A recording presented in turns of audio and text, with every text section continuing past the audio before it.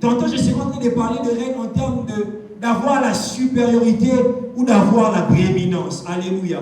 Est-ce que quelqu'un est prêt à faire ce voyage ensemble avec moi? Alléluia. Alors, la première vérité que j'aimerais nous dire par rapport aux chrétiens et au règne, c'est que le règne est une promesse que nous avons en Christ. Est-ce que je peux le dire à ton voisin? Le règne est une promesse que nous avons en Christ. Déjà ici, j'aimerais vous signaler que quand je parle de règne, je suis en train de parler de règne en termes de domination. Dans ce point-ci, quand je parle de règne, je suis en train de parler de règne en termes de supériorité ou de prééminence. Et bien aimés dans les Seigneurs, nous devons savoir que le règne est une promesse que nous avons en Jésus. Tout celui qui est en Jésus a la promesse du règne. Tout celui qui est en Jésus a la promesse de la prééminence. Tout celui qui est en Jésus a la promesse de la supériorité. Bien aimés dans les Seigneurs, dans Deutéronome 28, le premier verset, Dieu est en train de promettre aux enfants d'Israël de leur donner la supériorité. Et dans le verset 13, Dieu est en train de promettre aux enfants d'Israël de faire de la tête et non la queue. De les placer au-dessus et non en bas. Et bien aimés dans les Seigneurs, ces promesses sont en train de parler du règne. Alléluia. Et ces promesses qui parlent du règne qui étaient sur les enfants d'Israël n'étaient pas seulement sur eux. Ces mêmes promesses sont aussi sur nous qui sommes en Jésus. Alléluia. De la même manière que les enfants d'Israël étaient en alliance avec Dieu, bien aimés dans les Seigneurs, nous aussi nous sommes en alliance avec Dieu. Et puisque nous sommes en alliance avec Dieu, comme eux ils étaient en alliance avec Dieu, bien aimés dans le Seigneur, sur nous aussi reposent les mêmes promesses. Alléluia. Et bien aimés dans le Seigneur, nous devons savoir une chose, c'est que l'alliance dans laquelle nous nous retrouvons est plus excellente que l'alliance dans laquelle s'est retrouvés les enfants d'Israël. Si les enfants d'Israël devaient avoir la supériorité, bien aimés dans le Seigneur, nous qui sommes en Jésus, nous devons autant plus avoir la supériorité. Si les enfants d'Israël devaient être la tête, nous qui sommes en Jésus, nous devons d'autant plus être la tête. Si les enfants d'Israël devaient être dans les hauteurs, nous qui sommes en Jésus, nous devons autant plus être dans les hauteurs. J'aimerais dire à quelqu'un qui est en Jésus, Dieu sera en train de faire de toi la tête. J'aimerais dire à un enfant de Dieu, Dieu sera en train de te donner la supériorité.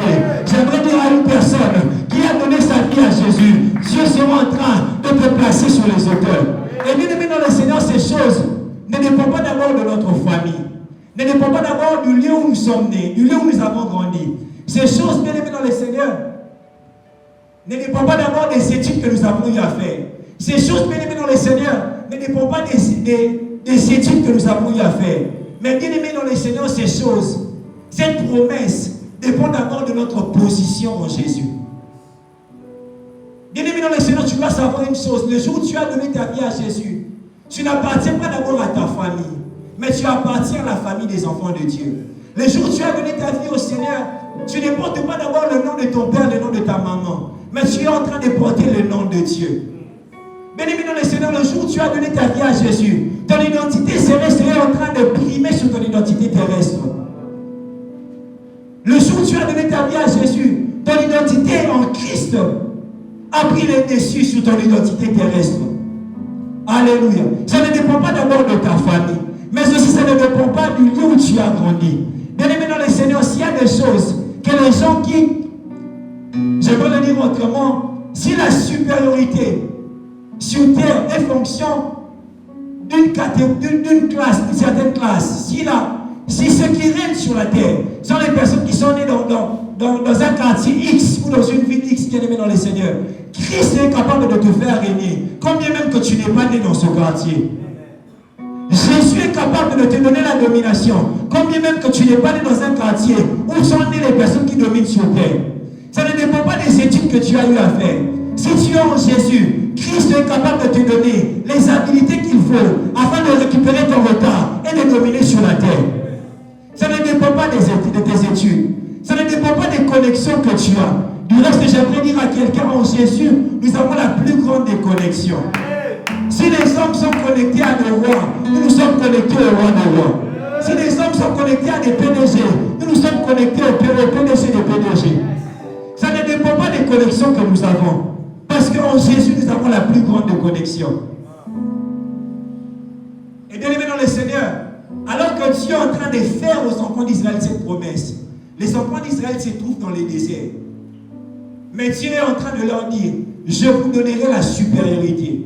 Je ferai de vous la tête. J'aimerais dire à quelqu'un, cette promesse ne dépend pas de ce par quoi tu es en train de passer. Quel que soit le temps que tu es en train de passer, cette promesse peut se réaliser sur ta vie. Quel que soit ce par quoi tu es en train de traverser, ce par quoi tu es en train de passer, cette promesse sera en train de se réaliser sur ta vie. Bien aimé, dans le premier verset, Dieu est en train de dire aux enfants d'Israël,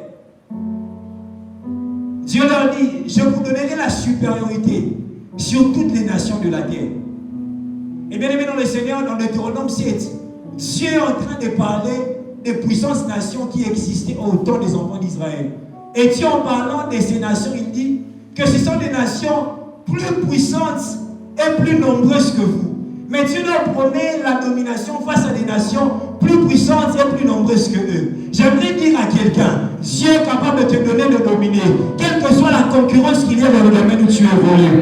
Ah, je ne sais pas si je suis en train de parler à quelqu'un. Quelle que soit l'adversité, Dieu est capable de te donner la domination. Quel que soit le niveau de la concurrence, Dieu est capable de te donner la domination. Bien-aimés dans le Seigneur, nous devons réaliser les choses que nous avons de par notre union à Jésus. Alléluia. Bien-aimé, tu dois intérioriser cela. Tu ne dois pas te minimiser. Alléluia. Tu n'es pas moins que rien. Tu n'es pas moins que rien. J'aimerais qu'une personne puisse intérioriser cela. La domination est une promesse que nous avons en Jésus. Ça ne dépend pas de ce par quoi nous sommes en train de passer. Cette promesse finira par s'accomplir dans ta vie. Mais même si aujourd'hui tu es le dernier, j'aimerais te dire que tu es garant d'une promesse qui sera en train de faire de toi le premier. Même si tu es en bas de tout le monde, j'aimerais te dire que tu portes une promesse qui sera en train de te prendre et de te placer dans les hauteurs. Alléluia. Et bien aimé dans le Seigneur, la deuxième de vérité par rapport aux chrétiens et aux règles, c'est que nous devons savoir que nous ne régnerons pas tous dans le même domaine. Ou bien encore, nous ne régnerons pas tous dans la même saison. Bien aimé dans le Seigneur, beaucoup de personnes ne sont pas en train de vivre la domination. Ici aussi, je parle de la domination ou du règne en termes de prééminence ou de supériorité. Beaucoup de chrétiens ne sont pas en train de vivre la prééminence tout simplement parce qu'ils se retrouvent dans un domaine où Dieu n'a pas prévu. Tout simplement parce qu'ils se retrouvent dans un domaine où Dieu n'a pas prévu qu'ils puissent régner. Bien aimé dans le Seigneur, avant que nous ne puissions venir sur terre, il y a un domaine précis où Dieu nous a établis. Il y a un domaine précis où Dieu a prévu que nous puissions régner. La Bible est en train de déclarer dans Jérémie 1, le verset 5, un verset que nous connaissons tous très bien. Dieu dit à Jérémie, avant de te former dans le ventre de ta mère, je te connaissais. Avant que tu naisses, je t'avais consacré. Je t'avais établi prophète de nation. Avant que Jérémie ne puisse venir sur terre, Dieu l'avait établi dans un domaine précis. Et c'est le cas pour tout un chacun de nous. Avant que nous ne puissions venir sur terre, Dieu nous avait établis dans un domaine précis. Dieu avait prévu que nous puissions régner dans un domaine précis. Et bien aimé dans le Seigneur, l'une des plus grandes maladies de ce temps-ci, c'est la maladie de l'imitation. C'est que nous cherchons à imiter les autres. Nous cherchons à faire comme les autres. Avec la montée des réseaux sociaux, avec la montée de TikTok, de WhatsApp, de Facebook, d'Instagram, nous voulons faire comme les autres. Et nous ne régnons pas. Pourquoi? Parce que nous sommes dans un domaine qui ne nous reconnaît pas. Bien aimé dans le Seigneur, ce n'est pas parce qu'un tel est en train de dominer dans un domaine X que toi aussi tu dois aller dans ce domaine-là. Ce n'est pas parce qu'un tel est en train de régner dans tel domaine que toi aussi tu dois aller dans ce domaine-là. Il y a un domaine précis où Dieu a prévu que tu puisses régner. Et bien aimé dans le Seigneur, tu dois découvrir ce domaine. Quel est le domaine où Dieu a prévu que je puisse régner? C'est dans quel domaine où Dieu a prévu que je puisse avoir la prééminence? Et bien aimé dans le Seigneur, quand Dieu est en train de parler à Jérémie ici, c'est que Jérémie se retrouve en train d'assumer la fonction de sacrificateur. Ici, Jérémie est en train d'exercer la fonction de sacrificateur. Mais Dieu vient dire à Jérémie, ce n'est pas dans la sacrification que je te veux, mais c'est dans le ministère de prophète. Et bien aimé dans le Seigneur, si Jérémie ne quittait pas la sacrificature pour le ministère de prophète, Jérémie, il n'allait même pas avoir un livre qui porte le nom de Jérémie. Si Jérémie ne quittait pas la sacrificature pour entrer dans le domaine de prophète, Jérémie n'allait pas régner sur la terre. Jérémie n'allait pas avoir la prééminence sur la terre. Jérémie n'allait pas être effectif par rapport à sa destinée. Bien-aimé, est-ce que le domaine dans lequel tu te trouves, c'est le domaine où Dieu te veut? Bien-aimé, parfois nous sommes en train de vivre ce qui est arrivé à Jean-Baptiste. Alors que Jean-Baptiste a commencé son ministère, les pharisiens envoient des gens vers Jean-Baptiste. Et quand ces gens viennent, ils posent à Jean-Baptiste la question: qui es-tu? Est-ce que tu es Élie? En fait, quand les gens nous approchent, les gens nous collent une identité par rapport à ce qu'ils sont en train de nous voir faire. Alléluia. Quand les gens nous approchent, ils nous donnent une identité par rapport à ce qu'ils sont en train de nous voir faire. Mais bien aimé, il se peut que cette identité qu'ils sont en train de nous donner ne soit pas l'identité que Dieu nous a donnée dans l'éternité. Et bien aimé dans le Seigneur, j'aime Jean-Baptiste. Alors qu'il était en train de dire à Jean-Baptiste: es-tu celui-ci? Es-tu celui-là? Mais Jean-Baptiste leur dit: je suis la voix de celui qui crie dans le désert. Jean-Baptiste connaissait ce dans quoi Dieu l'avait établi. Jean-Baptiste connaissait ce qu'il était. Alléluia. Bien aimé, est-ce que tu connais le domaine dans lequel Dieu t'a établi? Est-ce que tu connais le domaine dans lequel Dieu t'a établi? Peut-être que tu es en train de faire beaucoup d'efforts, tout simplement parce que tu es dans un domaine qui ne te reconnaît pas. Bien aimé, pour tout un chacun de nous, il y a un domaine où Dieu a prévu pour que nous puissions régner. On ne sera pas tous en train de régner dans le même domaine. Il y a de ces personnes qui seront en train de régner dans le sport. Il y a de ces personnes qui seront en train de régner dans le ministère. Il y a de ces personnes qui seront en train de régner dans les choses qui attirent peut-être au monde professionnel. Bien aimé, tu dois connaître le domaine où Dieu a prévu que tu puisses régner. Une chose encore, nous ne régnerons pas tous dans la même saison. Bien aimé dans le Seigneur, il y aura toujours des gens qui vont aller avant nous. Il y aura toujours des gens qui vont entrer dans le règne avant nous. Et bien aimé dans le Seigneur, nous ne devons pas être jalouses de ces personnes qui entrent dans le règne avant nous. Parce que nous tous, nous portons la même promesse. Et il y a une chose, si l'autre entre déjà dans le règne, si une autre personne qui est en Jésus entre dans le règne, cela doit m'emmener à croire que moi aussi je serai en train d'entrer dans le règne. Bien aimé, ne jalouse pas celui qui est déjà dans son règne. Ne combat pas celui qui est déjà entré dans le règne, dans la domination, dans la prééminence. Nous ne serons pas tous en train de régner dans la même saison, mais nous ne serons pas tous aussi en train de régner dans le même domaine. Et la troisième des choses, je suis en train d'aller rapidement. La troisième des choses, c'est que le règne des chrétiens dans différents domaines de la société fait avancer le royaume de Dieu sur terre. Bien aimé dans le Seigneur, l'une des choses qui fait avancer le royaume de Dieu sur terre, c'est le fait que les chrétiens sont en train de régner dans différents domaines de la société. La Bible est en train de nous montrer que la reine de Séba d'Éthiopie avait quitté son territoire pour venir vers Salomon. La Bible est en train de nous dire, dans 1 Roi 10, le verset 6, la Bible est en train de nous dire: or elle-même, elle dit au roi, c'était donc vrai ce que j'ai appris au sujet de ta position et de ta sagesse. Bien aimé dans le Seigneur, ici c'est la reine de Séba, la reine d'Éthiopie qui est en train de parler. Elle est venue à Jérusalem, elle a rencontré Salomon, elle a parlé avec Salomon, elle a vu la gloire de Salomon, elle a vu le royaume que Salomon avait bâti. Et la Bible dit dans ce passage que cela l'a bouleversée. Alléluia. Elle était une reine, elle vivait déjà dans la gloire, mais ce qu'elle avait vu de Salomon l'avait bouleversée. Et elle est en train de dire: c'est donc vrai ce que j'avais appris au sujet, premièrement, de ta position, et deuxièmement, au sujet de ta sagesse. C'est que la reine de Séba est venue en Israël, tout simplement parce qu'elle avait appris la position de Salomon. Tout simplement parce qu'elle avait entendu parler de la position et de la sagesse de Salomon.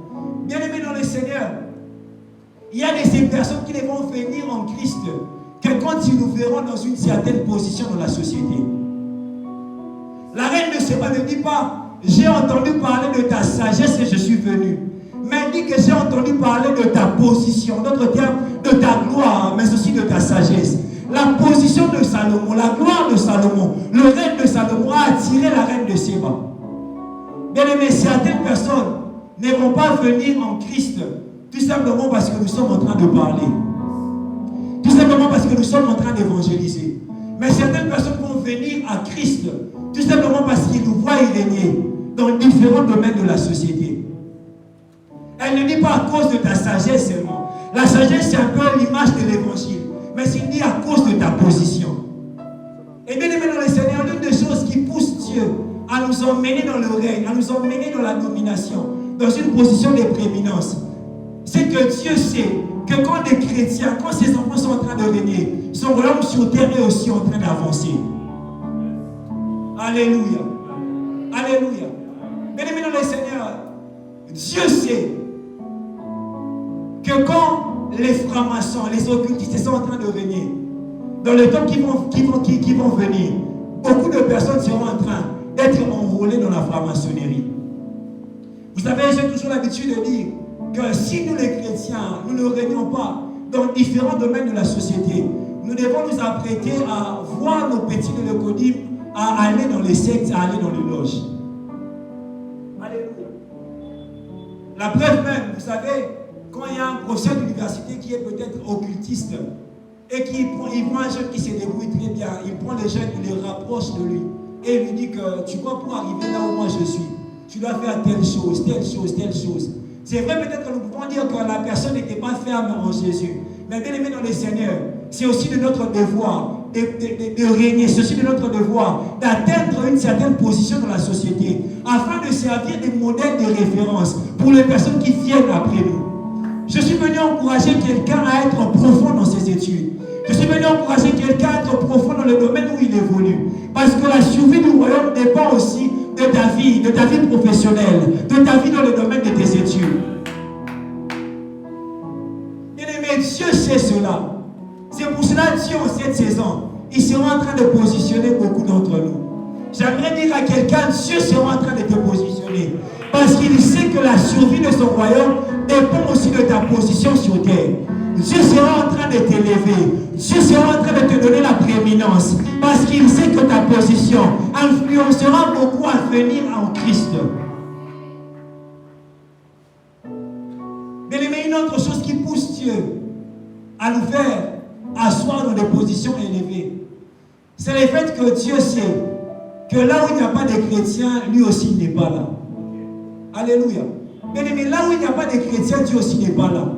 Pour que Dieu soit à Babylone, il a fallu que Daniel, Shadrach, Abednego, Meshach soient à Babylone. Je ne parle pas de la présence omniprésente de Dieu, mais je parle de la présence approbative de Dieu. Pour que Dieu puisse se manifester dans une sphère, il faut que le chrétien puisse percer cette sphère. Alléluia. Bien aimé dans le Seigneur, vous savez, pourquoi est-ce qu'on a l'habitude de dire que n'a pas l'exemple à la rater? C'est parce qu'il n'y a pas de chrétiens qui percent dans le domaine du sport. Alléluia. Dieu sait que là où il n'y a pas de chrétiens, lui aussi il n'est pas là. C'est pour cela que Dieu sera en train de t'emmener dans les hauteurs. C'est pour cela que Dieu sera en train de te faire asseoir. J'aimerais annoncer une saison où les chrétiens seront assis dans les places élevées, où les chrétiens seront assis sur des positions élevées. J'aimerais annoncer cette saison où Dieu sera en train de nous faire asseoir là où nous n'étions pas assis dans le passé. La Bible dit qu'il arrivera dans la suite de temps où la ville de la montagne de Dieu sera élevée au-dessus des montagnes. J'aimerais dire à quelqu'un, la saison est en train d'arriver où Dieu sera en train de nous élever, où Dieu sera en train de nous faire régner, où Dieu sera en train de nous donner la prééminence. Alléluia. Alléluia. Mais la quatrième vérité. La quatrième vérité, c'est que il y a des domaines dans lesquels nous ne régnerons que si nous sommes les meilleurs. Est-ce que je peux le dire à ton voisin? Il y a des domaines dans lesquels où nous ne régnerons que si nous sommes les meilleurs. Alléluia.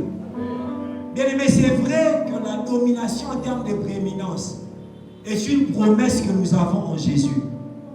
Mais bien aimé dans le Seigneur, si nous ne sommes pas des meilleurs par rapport au domaine dans lequel nous sommes en train d'évoluer, nous ne vivrons pas l'effectivité de cette promesse de la prééminence. Alléluia. Ici, j'aimerais parler de l'histoire de Shadrach, Meshach, Abednego et Daniel, c'est que le roi de Babylone envahit Jérusalem. Alléluia. Il envahit Jérusalem et il emmène des jeunes de Juda dans son territoire. Il les emmène dans le territoire de Babylone. Et la Bible nous parle là de Shadrach, de Daniel et de ces 4 compagnons. La Bible nous montre qu'ils étaient parmi les jeunes que le roi Nebuchadnezzar avait emmenés à Babylone. Et bien aimé dans le Seigneur, c'est que ces jeunes sont arrivés à Babylone comme des esclaves. Alléluia. Ils sont arrivés à Babylone comme des esclaves. Mais la Bible est en train de nous montrer qu'ils avaient une seule opportunité pour quitter la position d'esclave pour une autre position. Ils avaient une seule opportunité pour quitter la vie d'esclave à une vie de règne. La Bible dit que le roi voulait le former pendant 3 ans. Le roi voulait les apprendre la science des Babyloniens. Il voulait les apprendre la langue ou les lettres des Babyloniens. Alléluia. Il voulait les apprendre toutes ces choses pendant 3 ans. Et il allait prendre les meilleurs parmi eux afin qu'ils puissent le servir dans la cour royale. C'est que ces jeunes étaient venus comme des esclaves. Mais ils avaient une opportunité pour quitter la vie d'esclave. Alléluia. Ils avaient une opportunité pour quitter la vie d'esclave. Mais bien aimé dans le Seigneur, le critère que la Bible nous présente ici, afin que ces jeunes qui étaient venus comme des esclaves puissent quitter la vie d'esclave à une autre vie. La Bible nous montre, la Bible est en train de nous dire que le critère était la maîtrise de la science des Babyloniens. Le critère était la maîtrise de la langue des Babyloniens. Le critère était la maîtrise des lettres des Babyloniens ou de l'alphabet des Babyloniens. Alléluia. Ici, le critère n'était pas la dimension des prières. Ici, le critère n'était pas d'abord la qualité de sanctification. Ici, le critère n'était même pas la promesse qu'ils avaient. Parce que du reste même, le roi de Babylone ne savait pas les promesses qu'ils avaient. Mais la Bible dit que le critère était qu'ils devaient être meilleurs dans les choses qu'on était en train de les apprendre. Et la Bible nous dit que pendant 3 ans, tous ces jeunes-là sont passés par la formation. Et à la fin de 3 ans, ces jeunes devaient comparaître devant le roi. Ils devaient passer par un interview devant le roi. Et Daniel et ses 3 compagnons ont suivi la formation. Ils ont suivi tout ce qu'on leur a donné en termes de matière. Et au bout de 3 ans, ils ont comparu devant le roi. Et la Bible dit que quand le roi s'est entretenu avec eux, ils avaient épaté le roi. Le roi n'a pas vu des personnes qui étaient comme eux. C'est vrai aussi la dimension de prière de Daniel et de ses 3 compagnons ont intervenu sur cela. Parce que la Bible déclare que Dieu leur a accordé une plus grande sagesse, une plus grande intelligence. Mais j'aimerais aussi nous faire remarquer que ces jeunes gens avaient eu à étudier. Ils s'étaient appliqués. Alléluia. Parce que s'ils ne s'étaient pas appliqués, Dieu n'allait pas aussi venir pour leur donner une plus grande sagesse, une plus grande intelligence. Bien-aimés dans le Seigneur, il y a une intelligence, une sagesse que Dieu est capable de te donner par rapport à ton domaine. Mais Dieu viendra te donner cette sagesse, cette intelligence par rapport à ton domaine, que si au départ tu t'appliques par rapport à ton domaine. Et la Bible dit qu'ils sont passés à une interview devant le roi. Combien de chrétiens en ce lieu, s'ils passaient par une interview devant des personnes positionnées, seront recrutés? Alléluia. Bien-aimé dans le Seigneur, tu parles en langue, tu prophétises. Mais si on recrutait des gens, et que ça demandait que tu puisses passer par une interview, est-ce que tu seras recruté? Tu donnes des détails, on n'en disconvient pas. Mais est-ce que si tu passais par une interview, est-ce que tu seras recruté? Quand le roi s'est entretenu avec eux, il a vu que Daniel et ses 3 amis étaient les meilleurs dans ce qui avait trait avec la science des Babyloniens. Bien-aimés dans le Seigneur, c'est vrai, nous avons la promesse de la prééminence. Mais si nous ne sommes pas des meilleurs, dans le domaine où nous sommes en train d'évoluer, bien-aimés, cette promesse va demeurer stérile. Est-ce que j'ai entendu parler à quelqu'un? C'est vrai, Dieu a dit qu'il va nous donner la supériorité. Mais si nous ne faisons pas des efforts par rapport à notre domaine, bien-aimés dans le Seigneur, on ne vivra pas l'effectivité de la supériorité que Dieu nous a promis. Et bien aimé dans le Seigneur, pour nous montrer les sacrifices que Daniel et ses amis étaient en train de faire, en étudiant, en se préparant, il faut tout simplement comprendre le système de Babylone. Alléluia. C'est qu'à Babylone, il y avait déjà ce qu'on appelle la mondialisation. Qui connaît la mondialisation? La mondialisation, c'est tout simplement le fait que le monde est devenu comme un village. Nous sommes interconnectés, nous sommes reliés. C'est que pour un poste d'emploi à Vodacom, on peut même recruter un Chinois. Alléluia.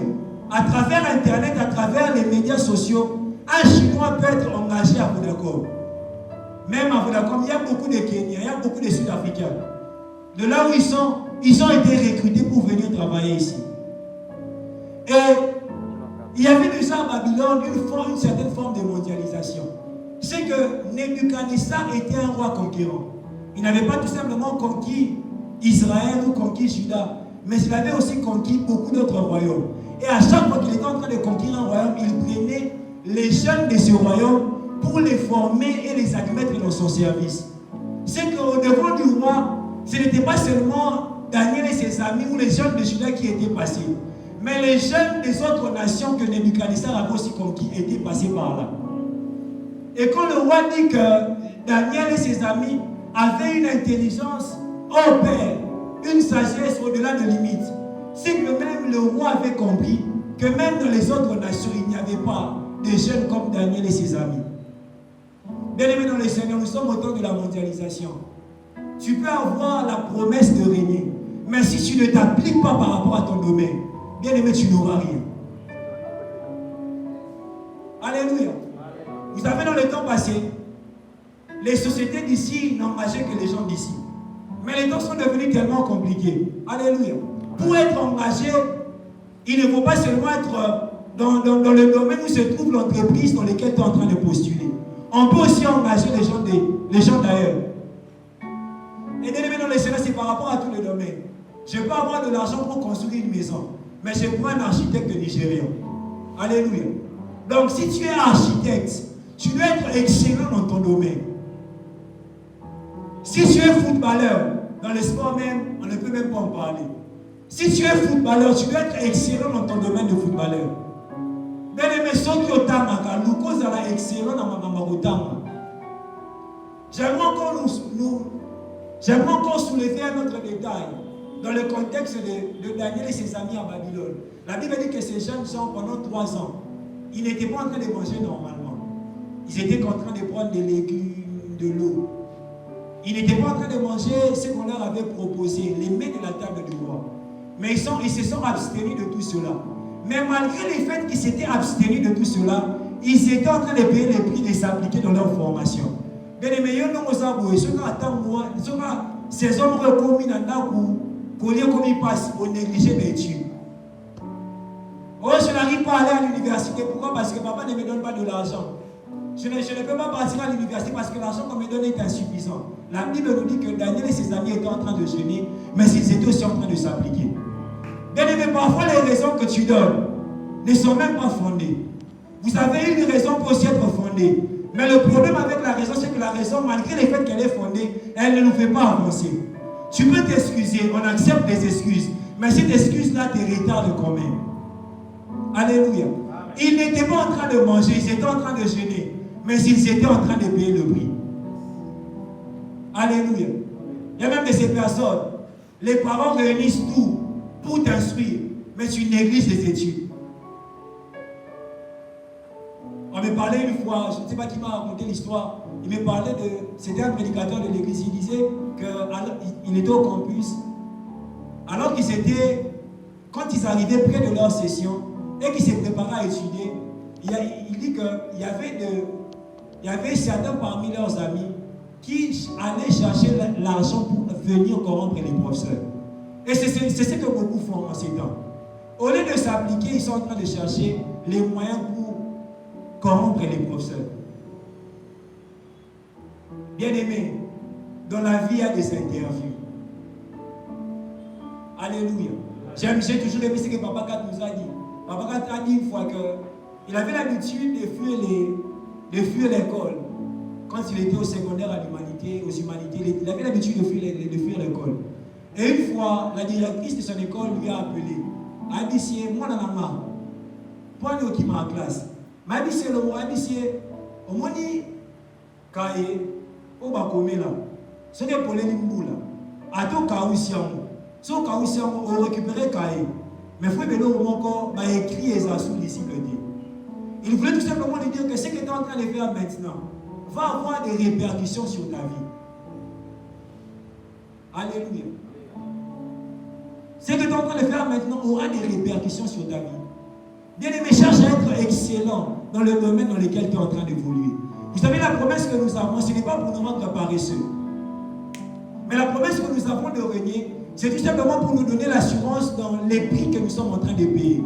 C'est que moi, je ne suis pas en train de payer le prix comme tout le monde. Je sais que quand je paye le prix, Dieu va venir m'ouvrir les portes. Parce que j'ai une promesse de la supériorité sur moi. La promesse que nous avons de la supériorité fonctionne de manière à nous ouvrir des portes. Fonctionne de manière à nous donner des opportunités. J'aimerais dire à quelqu'un, Dieu te donnera des opportunités. Dieu va ouvrir des portes devant de toi. Alors que tu es en train de te sacrifier par rapport à ton domaine, Dieu sera en train de te donner des opportunités. Alors que tu es en train de payer le prix dans le domaine de tes études, Dieu sera en train de te donner des opportunités. Mais bien aimé dans le Seigneur, la promesse de la supériorité que nous avons fonctionne aussi de manière à ce que nous soyons démarqués quand nous sommes devant une opportunité, mais il y a beaucoup de concurrents. Alléluia, quelqu'un me comprend. La promesse que nous avons fonctionne comment? C'est-à-dire que quand je suis devant une opportunité et qu'autour de moi il y a beaucoup de concurrents, la promesse que j'ai va faire quoi? Va me démarquer. C'est ce qui s'est passé dans la vie de Daniel et ses amis. Ils s'étaient appliqués comme les autres jeunes. Mais puisque Dieu les avait, puisque sur eux il y avait la promesse de la domination, Dieu est venu leur donner une plus grande sagesse que les autres jeunes. J'aimerais dire à quelqu'un, Dieu sera en train de te démarquer. Dans le domaine où tu évolues, Dieu sera en train de te démarquer. Dans le domaine où tu entreprends, Dieu sera en train de te démarquer. Alléluia. Donc nous devons être les meilleurs pour vivre l'accomplissement de la promesse que Dieu nous a donnée. La sixième vérité, la cinquième vérité, c'est que régner ne signifie pas toujours être le plus riche. Alléluia. Régner ne signifie pas toujours être le plus riche. Bien aimé, il y a de ces contextes où régner ne signifie pas toujours être le plus riche. Régner ne signifie pas toujours avoir la plus grande position. Alléluia. Dans certains contextes, c'est comme ça. Nous sommes dans 2 Rois 12. Nous sommes dans 2 Rois 12. Je vais lire rapidement. 2 Rois 12. La Bible dit, Joas avait 7 ans lorsqu'il devint roi. Ce fut la 7e année de Jéhu que Joas devint roi. Il régna 40 ans à Jérusalem. Sa mère s'appelait Simsa et elle était de Beersheba. Joas fit ce qui est droit aux yeux de l'Éternel pendant le temps où il bénéficiait de l'enseignement du prêtre Jéhojad. Bien aimé dans le Seigneur, la Bible est en train de nous parler du règne de Joas. Et la Bible dit que Joas était roi, il était établi, c'est lui qui régnait, c'est lui qui était le roi. Mais la Bible dit qu'il était en train de remplir sa fonction de roi avec les orientations que lui donnait le sacrificateur Jéhojad. C'est que les décisions que Joas emmenait au peuple, c'était les décisions que le sacrificateur Jéhojad lui donnait. Les solutions qu'il proposait au peuple ne venaient pas de lui, mais venaient du sacrificateur Jéhojad. Et je comprends par là que ce n'était pas seulement Joas qui était en train de régner, mais c'était aussi le sacrificateur Jéhojad qui était en train de régner. Et bien aimé dans le Seigneur, beaucoup sont comme des Jéhojad. C'est que peut-être dans leur famille, ils ne sont pas les plus riches. Ils ne sont pas ceux qui sont positionnés. Mais les bénédictions que vit la famille viennent d'eux. Joas régnait. Mais celui qui conduisait spirituellement le peuple, c'était le sacrificateur Jéhojad. C'est que dans nos familles, il y a de ces personnes qui ont peut-être la plus grande position. Quand on a deuil, c'est eux qui sortent de l'argent. Quand il y a des problèmes, c'est eux qui donnent de l'argent. Mais bien aimé dans le Seigneur, nous, on ne donne pas peut-être l'argent, mais c'est nous qui sommes à la base de tout ce qui se passe en famille. C'est que le règne de Joas était un règne en termes de position. Le règne de Joas était un règne qui était marqué par le fait qu'il avait la position, que le peuple le vénérait. Il était le plus riche parmi le peuple. Mais bien aimé dans le Seigneur, le règne de Jéhojad était un règne qui était marqué par le fait que c'est lui qui conduisait le peuple spirituellement. Et il y a beaucoup en ceux qui sont en train de régner dans leur famille. Pas parce qu'ils sont les plus riches de leur famille, pas parce qu'ils sont ceux qui sont positionnés en famille, mais tout simplement parce que c'est eux qui conduisent la famille spirituellement. Et le problème avec certains chirurgiens, c'est qu'ils se négligent. Beaucoup en ce lieu règnent déjà dans leur famille. Beaucoup en ce lieu règnent déjà dans leur famille. Parce que c'est eux qui conduisent la famille spirituellement. J'aimerais dire à un chirurgien là, Dieu t'a déjà établi dans ta famille. Bien aimé, si c'est par toi que la famille est bénie, si c'est à cause de tes prières que la famille vit la main de Dieu, sache que c'est toi qui es en train de régner dans ta famille. Vous savez, Joas peut se vanter quand il amène une décision, quand il amène une orientation au peuple. Il peut se vanter, mais l'orientation qu'il a amenée au peuple est venue du sacrificateur Jojas. Dans le voyage de ces personnes qui se vantent du fait qu'ils sont bénis. Mais leur bénédiction vient du fait que nous, on a prié. Leur bénédiction vient du fait que nous, on a cherché Dieu. Et ce n'est pas seulement eux qui règnent en famille, mais c'est aussi nous qui régnons en famille. J'aimerais dire à un Jojas, ne renonce pas à ton poste. Dieu t'a établi dans ta famille. Vous avez le problème avec beaucoup de Jojas, c'est qu'ils renoncent à leur poste. Ils ne prient plus pour la famille. Ils se disent, Natiki no mama lukanzambi, na lukano pembo. Pour la comme appelle Moutoua répondre à la solution en famille. Bien aimé, parfois le règne commence d'abord par une vie de prière intense. Parfois le règne commence d'abord par un travail dans les spirituels. Alléluia. J'aimerais dire à un jour, ne te néglige pas. Dieu t'a établi dans ta famille afin de passer par toi pour orienter ta famille. Dieu t'a établi dans ta famille afin de passer par toi pour conduire ta famille, pour bénir ta famille.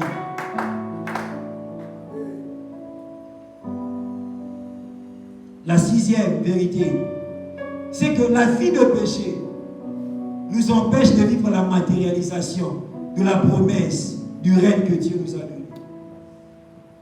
Vous savez, Dieu avait promis le règne des enfants d'Israël dans Deutéronome 28, le premier verset et le 13e verset. Dieu leur a promis le règne. Dieu leur a dit que je ferai de vous, je vous donnerai la supériorité. Je ferai de vous la tête et non la queue. Mais Dieu leur dit aussi, si vous obéissez à mes commandements. C'est que la promesse qu'ils avaient dépendait du fait d'obéir aux commandements de Dieu. La promesse du règne qu'ils avaient dépendait du fait de rester attachés à Dieu. Et nous verrons dans l'histoire d'Israël, c'est que quand ils étaient attachés à Dieu, dans le livre de Josué, ils étaient en train de dominer sur les nations. Quand ils allaient en guerre contre une nation, ils avaient la victoire. Ils étaient en train de dominer. Mais la Bible est en train de nous montrer dans le livre des Juges, quand les enfants d'Israël ont abandonné l'Éternel, ils n'étaient plus les premiers des nations, mais ils sont devenus les derniers des nations. Bien aimés, autant que les enfants d'Israël devaient demeurer attachés à Dieu, nous aussi nous devons demeurer attachés à Dieu pour vivre l'accomplissement de la promesse que Dieu nous a donnée. Bien aimés, Dieu ne fera pas régner ceux qui vivent dans les péchés. Alléluia. Dieu ne fera pas régner ceux qui l'abandonnent. Dieu ne fera pas régner ceux qui ne prennent pas le soin de veiller sur la qualité de leur vie. Bien aimés, le mal serait pendant cette activité de vous bombarder de déclarations sans vous présenter les choses qui peuvent rendre effective la promesse du règne que nous avons. Bien aimé, Dieu ne fera pas régner ceux qui l'abandonnent pour l'argent. Et les chrétiens qui abandonnent Dieu pour l'argent. J'aime une chose, alors que les enfants d'Israël passaient par les déserts, Dieu est venu leur dire, je ferai de vous le premier, je ferai de vous la tête si vous obéissez à mes commandements. Bien aimé dans le Seigneur, quel que soit les temps par lesquels tu es en train de passer, Dieu est capable de faire de toi le premier, mais à condition que tu ne puisses pas abandonner ses commandements. Bien aimé, si tu n'obéis pas à Dieu, tu ne vivras pas l'effectivité de la promesse que tu as. J'aimerais dire à quelqu'un, n'abandonne pas Dieu, reste attaché à Dieu. Parce qu'il fera de toi le premier. Quel que soit le temps par lequel tu es en train de passer, reste attaché à Dieu, persévère encore. Parce qu'il a promis de faire de toi le premier. Alléluia. Vous savez, beaucoup de personnes demandent à Dieu de le bénir, demandent à Dieu de les étendre, demandent à Dieu de faire de le premier, alors qu'elles vivent dans les péchés, alors qu'elles vivent dans l'impudicité. Tu veux que Dieu puisse te faire régner alors que tu vis dans l'impudicité. Tu veux que Dieu puisse te faire régner alors que tu pars avec des hommes et des femmes avec qui tu n'es pas engagé dans le mariage, par le mariage. Alléluia. Mais vous savez la promesse que Dieu nous a donnée devait normalement nous emmener à demeurer attachés à Dieu. Devait normalement nous emmener à refuser les propositions que le monde nous fait. La Bible dit dans 2 Corinthiens, si la Bible est en train de dire là-bas que les promesses que Dieu nous a données doivent nous emmener normalement à nous purifier. La Bible dit, ayant de telles promesses, purifiez-vous. Alléluia. Les promesses que Dieu nous a faites doivent normalement nous emmener à nous purifier. Certaines personnes veulent que Dieu puisse faire de la tête, alors qu'elles ont une double vie. Tu viens à l'église, mais tu as une double vie. Tu viens à la musique, mais tu as une double vie. Toi-même, tu sais les choses que tu fais en secret. J'aimerais te dire, Dieu ne fera pas de toi la tête quand tu as une double vie. Vous savez, certaines personnes veulent que Dieu puisse comprendre leur vie de péché. Certaines personnes veulent que Dieu puisse leur bénir malgré leur vie de péché. Un peu comme les enfants d'Israël dans Ésaïe 58. C'est que les enfants d'Israël ont jeûné, ont prié, mais il s'est fait que Dieu ne les a pas exaucés. Et ils sont en train de se plaindre. Pourquoi est-ce qu'on a jeûné, on a crié, mais Dieu ne les a pas exaucés. Et puis Dieu vient dire à Isaïe, Dieu dit à Isaïe, il va leur dire que si je ne les ai pas exaucés malgré les faits qu'ils ont prié, c'est tout simplement parce que malgré les faits qu'ils priaient, ils étaient dans le péché. Tu veux que Dieu comprenne ta vie de péché. Tu veux que Dieu te bénisse malgré ta vie de péché. J'aimerais dire à quelqu'un, Dieu ne comprendra jamais ta vie de péché. Dieu ne te bénira jamais tant que tu n'abandonnes pas avec le péché. Alléluia. Mais vous savez une chose, les enfants d'Israël avaient la promesse de la domination. Mais quand ils ont commencé à vivre dans le péché, Dieu lui-même est venu se faire leur ennemi. Dieu lui-même a commencé à les combattre, à les confondre, à les faire échouer dans tout. J'aimerais dire à quelqu'un, quand tu vis dans le péché, Dieu lui-même viendra pour te combattre. Dieu lui-même viendra pour te confondre. Dieu lui-même viendra pour te faire échouer. Il y a beaucoup de gens, c'est Dieu lui-même qui vous combat. Ce n'est pas d'abord les sorciers, c'est Dieu lui-même qui vous combat. C'est Dieu lui-même qui vous confond, c'est Dieu lui-même qui vous fait échouer. Alléluia. Vous savez, on peut, si nous lisons la Bible de Genèse Apocalypse, nous verrons que Dieu n'a jamais accompli une promesse. Là où les détenteurs de la promesse ne s'est pas appliqué à faire ce que Dieu lui a demandé de faire. Dieu n'a jamais accompli une promesse. Là où le détenteur de la promesse ne s'est pas appliqué à obéir aux instructions de Dieu. Dieu ne sera jamais complaisant pour accomplir sa promesse. Là où le détenteur de la promesse ne respecte pas ses instructions. Bien-aimé, est-ce que tu obéis à la parole de Dieu? Est-ce que tu mènes une vie de qualité devant Dieu? Est-ce que tu es sérieux dans ta marche avec Dieu? Est-ce que tu aimes Dieu? Vous savez, un peu comme nous, Dieu a aussi dit à Joseph qu'il allait lui donner la supériorité. Dieu lui a montré ses mensonges. Mais pour que Joseph puisse arriver à ce niveau, il devait refuser les propositions de la femme de Potiphar. Vous savez, nous-mêmes, on est bien. On nous enseigne ces choses. Mais qui avait enseigné ces choses à Joseph? Vous savez, Joseph a refusé de coucher avec la femme de Potiphar, pas parce qu'il se disait que si je ne couche pas avec elle, certainement les promesses que Dieu m'a données seront en train de s'accomplir. Ce n'était pas ça la motivation de Joseph. Joseph a refusé de coucher avec la femme de Potiphar, tout simplement parce qu'il voyait Dieu devant lui. Il dit, comment est-ce que je vais commettre un grand péché devant Dieu? Mais bien aimé dans le Seigneur, nous on est enseignés. Nous on oublie ces choses. Mais en même temps, on vit toujours dans le péché. Mais dans la vie des péchés, Dieu ne sera jamais en train de te donner l'oreille. Mais dites-moi un peu, alors que tu es d'abord au bas de la montagne, tu ne vis pas dans la sanctification. Est-ce que quand tu vas arriver au-dessus de la montagne, tu vas vivre dans la sanctification? La discipline que tu n'as pas pu développer au bas de la montagne, tu ne le développeras jamais au-dessus de la montagne. Amen. Mais c'est même au-dessus de la montagne que beaucoup abandonnent Dieu. Et toi, tu veux que Dieu te laisse gravir la montagne, que Dieu te place au-dessus de la montagne, comme bien même que tu ne marches pas d'une manière digne de lui. Bien-aimé, Képhale veut aussi dire, arrange ta façon de marcher. Bien-aimé, Képhale insinue aussi, Képhale implique aussi que nous devons obéir aux prescriptions de Dieu. Bien-aimé, Dieu ne sera jamais complaisant. Et il y a une chose dans Genèse 49. C'est que Jacob est en train de bénir ses enfants.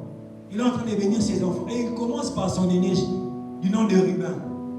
Mais regardez ce que Jacob dit à Ruben. Il dit à Ruben, tu es mon fils premier-né. Tu es la force de mes entrailles. Tu es ma prémisse. Mais il dit à Ruben, il dit que tu devais avoir la prééminence sur tes frères. Tu devais avoir la supériorité sur ses frères. Mais à cause du péché que tu as commis, tu n'auras plus la prééminence, tu n'auras plus la supériorité. Mais bien aimé dans les Seigneurs, vous savez, Ruben n'a jamais récupéré la prééminence. C'est que la vie de péché peut aussi faire que tu puisses quitter le monde sans pour autant régner. Alléluia. Si tu continues dans la vie de péché, tu peux aussi quitter la terre sans pour autant régner. Alors, bien aimé dans les Seigneurs, quand tu ne sais pas refuser aux propositions que le monde te fait, bien aimé, tu es aussi en train de donner au diable ta prééminence. Tu es aussi en train de changer ton règne. Alors que tu ne veux pas te préserver des plaisirs de ce monde, tu es en train de changer ton règne au plaisir de ce monde. Et il y a beaucoup de gens comme ça, ils ont cédé leur règne au plaisir de ce monde. Alléluia. Bien aimé, arrange ta façon de marcher. Comment est-ce que tu marches? Comment est-ce que tu vis? C'est vrai, nous sommes mentionnés, nous sommes en train de dire Képhale. Mais bien aimé, Képhale dépend aussi de la qualité de notre vie. Képhale dépend de la qualité de notre vie.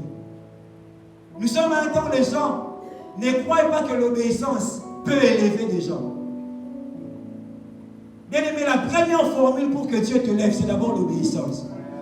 Ce n'est même pas d'abord la prière, c'est d'abord l'obéissance. Bien aimé, tu dois obéir à Dieu. Tu dois obéir à Dieu. Et bien aimé, vous savez le comble, c'est quoi? On attend qu'un prophète nous dise, je vois Dieu te lever, mais à condition que tu fasses ceci. Bien aimé, obéis à Dieu. Qu'un prophète vienne ou qu'il ne vienne pas, obéis à Dieu. Alléluia, obéis à Dieu. Déjà dans la Bible, Dieu nous a dit que si nous obéissons, il va nous donner la supériorité. Mais tu as encore besoin de quoi? Tu as encore besoin de quoi?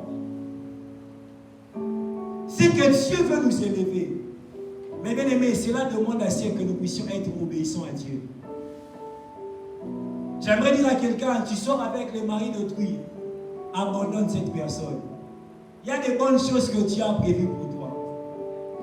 J'aimerais dire à quelqu'un, tu menais une double vie, arrange ta vie, parce qu'il y a des bonnes choses que Dieu a prévues pour toi. J'aimerais parler comme un prophète, j'aimerais dire à quelqu'un, abandonne le péché, parce qu'il y a des bonnes choses que Dieu a prévues pour toi. Vous savez, quand Saoul était en train de chercher les brebis de son père, Samuel lui a dit, à qui tu as prévu ce qu'il y a de bon en Israël? Il y a des gens comme ça en ce lieu. Tu es peut-être en train de vivre dans le péché, alors que Dieu a prévu de bonnes choses pour toi. À condition seulement que tu sois obéissant. J'aimerais dire à quelqu'un, sois obéissant. Vous savez, je veux m'arrêter ici, mais vous savez, tout ce que Dieu nous demande, c'est d'abord pour notre bien. Alléluia. Tout ce que Dieu nous demande, c'est d'abord pour notre bien. Dieu est en train de dire aux enfants d'Israël au travers du prophète Isaïe, il leur dit, si vous étiez obéissants à mes commandements, votre bonheur serait comme un fleuve et votre bien-être serait comme les flots de la mer. Bien aimé, tu ne sais pas ce que tu rates quand tu n'es pas obéissant à Dieu. Tu ne sais pas ce que tu rates quand tu demeures dans une vie d'hypocrisie. Beaucoup d'entre eux sont hypocrites. On sait que toi tu crains Dieu, mais toi-même tu connais la vie que tu as en secret. On sait que tu te gardes pour le Seigneur, mais toi-même tu connais le nombre de fois par semaine où tu pars avec des hommes et des femmes avec qui tu n'es pas marié.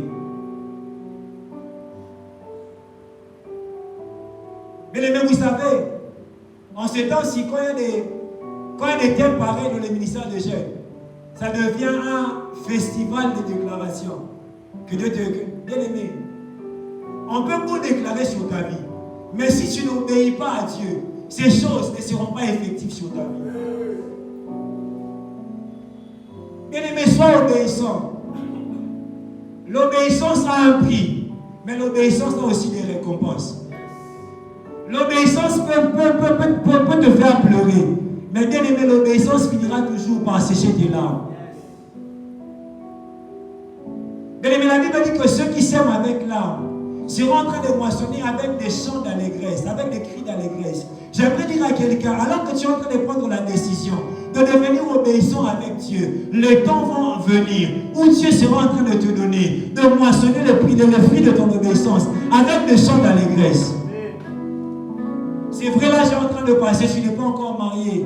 Les passions de la chair sont en train de brûler. J'aimerais te dire, demeure obéissant à Dieu. Dieu lui-même sait.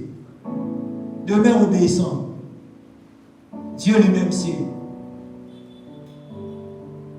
Peut-être il y a quelqu'un en ce lieu qui est allé loin de Dieu. Peut-être que tu es en ce lieu, il y a un moment où tu n'arrives plus à obéir à Dieu. Tu commences à vivre dans le péché. Le sexe est devenu ta vie. Tu as retourné, tu as repris avec les choses que tu avais abandonnées. Dieu m'envoie te dire, relève-toi. Peut-être même tu es en train de le faire parce que tu passes par des moments compliqués. Tu as besoin d'argent. Et tu dois aller avec ce jeune, tu dois aller avec cette personne. J'aimerais te dire, encore un peu de temps. Et Dieu sera en train de te bénir. J'aimerais dire à quelqu'un, encore un peu de temps. Et Dieu sera en train de te lever. C'est que Dieu veut élever beaucoup de personnes. Mais Dieu m'a envoyé nous dire, nous demander d'arranger notre façon de marcher.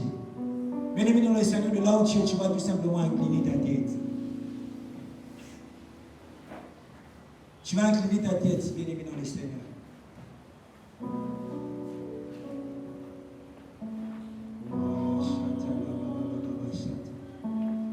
J'aimerais prier avec quelqu'un. Toi-même, tu sais que depuis un certain temps, tu n'arrives plus à obéir à Dieu. Depuis un certain temps, tu as abandonné la vie que tu avais. Tu as abandonné la consécration que tu avais. Depuis un certain temps, tu as repris avec les choses que tu n'avais pas l'habitude de faire. Bien-aimé, de là où tu es, j'aimerais tout simplement que tu élèves ta voix à Dieu. Je ne te demanderai pas de passer devant, mais je te demande tout simplement d'élever ta voix. Commence d'abord par dire à Dieu, Seigneur, pardonne-moi ma vie. Tu vas dire à Dieu, Seigneur, pardonne-moi, pardonne la vie que j'ai maintenant. Pardonne-moi parce que j'ai repris avec les choses que j'avais abandonnées. Tu vas dire à Dieu, Seigneur, aie pitié de moi. Tu vas dire à Dieu, Seigneur, aie pitié de moi. Tu vas demander pardon à Dieu. De là où tu es, est-ce que tu peux prier Dieu? Est-ce que tu peux prier Dieu? Ils sont en train de prier. Tu n'as plus la vie que tu avais avant. Tu as repris avec les choses que tu avais abandonnées.